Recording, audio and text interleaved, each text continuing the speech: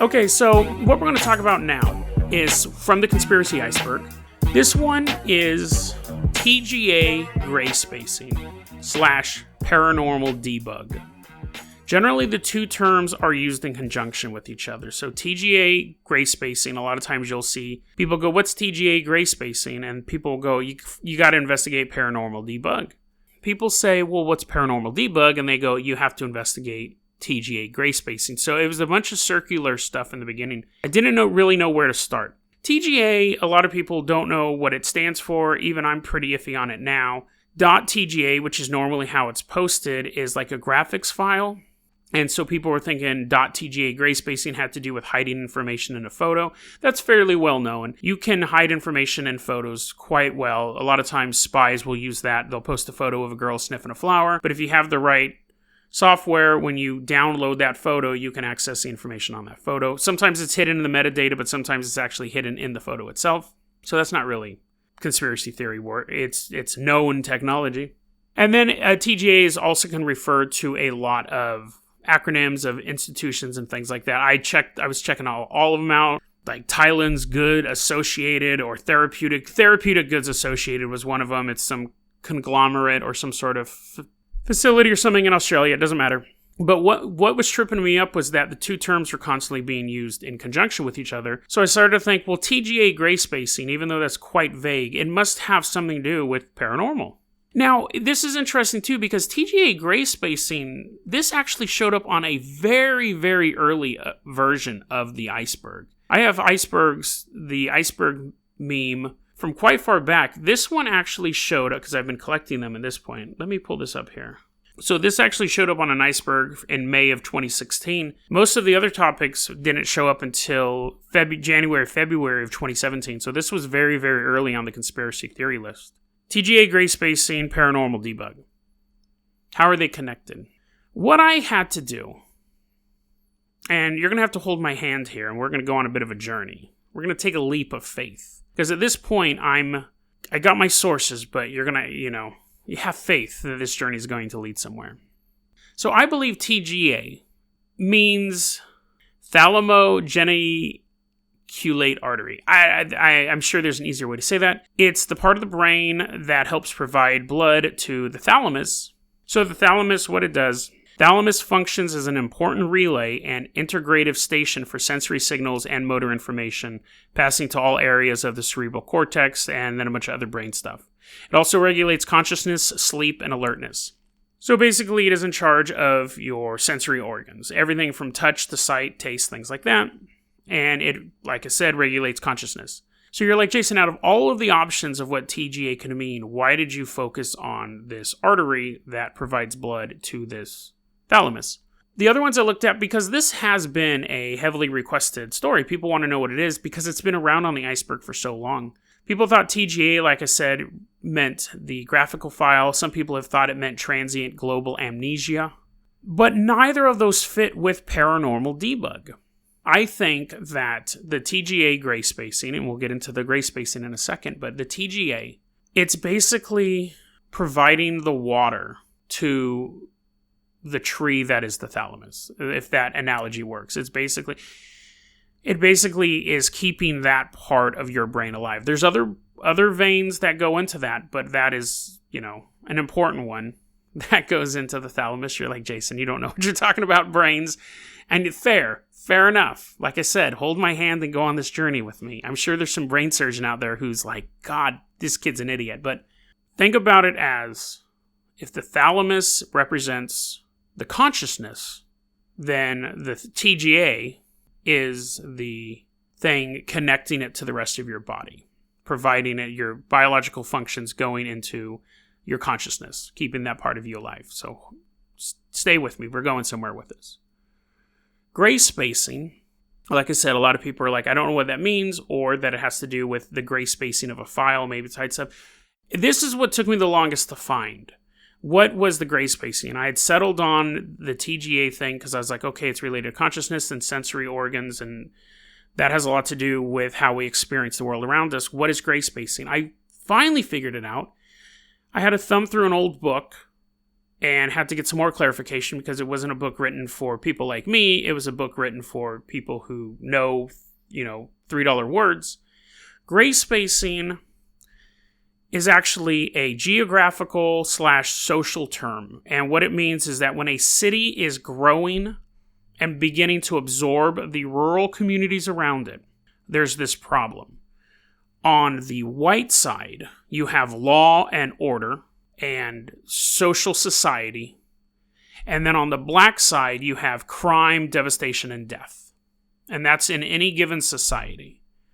The gray spacing is the quasi-legal things that happen in between.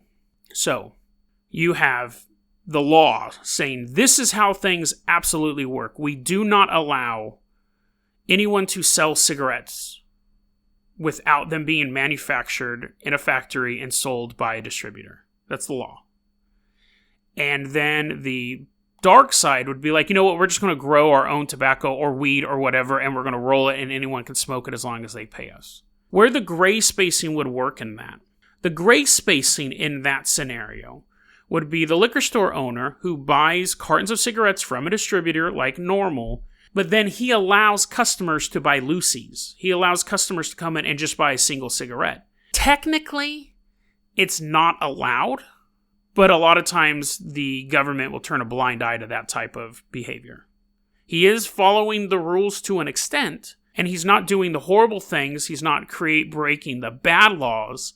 He's just selling loosies, which technically, again, is against the law, but it's in that gray space.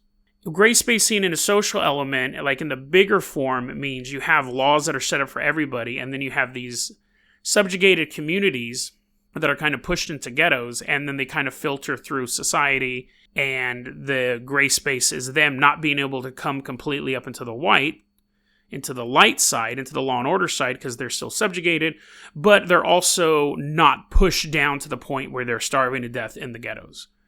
So that's where that term comes from.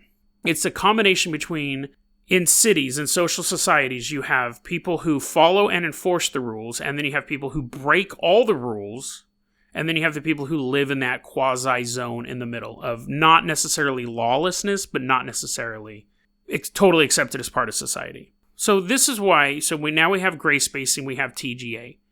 Paranormal debug, I think, just plays into that, and it's going to play into this explanation as well. And I think it's funny, because yesterday I was talking trash about mediums, and now I'm going to give them a little bit of wiggle room.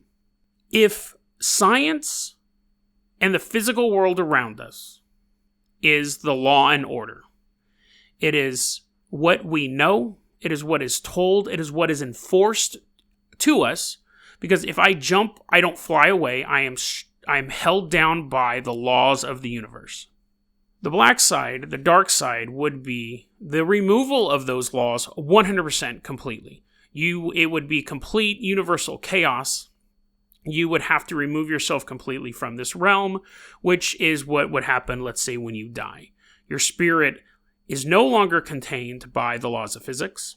Doesn't have to worry about gravity or light or time or energy or anything like that, because it is the opposite of following the law. It no longer has those physical sensations. What would be the gray space in that situation? I think the gray space would be a ghost. It is something that is no longer following the laws 100%, yet it's still, if you're on a 3-story building, it still walks on the floor of that 3-story building. It doesn't fall. It still has tangible things that it does. If there is a painting on your wall, complete chaos, darkness would mean that painting doesn't exist on 9 dimensions above where you're standing at, and law and order would be, for me to move that painting, I actually have to physically touch it. In the gray space, the painting exists in that ghost reality, but do they actually have to put out their index finger and tap it slightly, or can they just affect it through another means that we don't know about? I know, you guys are like, Jason, you're really reaching here. But what if TGA Greyspacing / Paranormal Debug is the explanation for why some people can see and interact with ghosts and other people have never had a paranormal experience their entire life? What if it is related to how your thalamus works?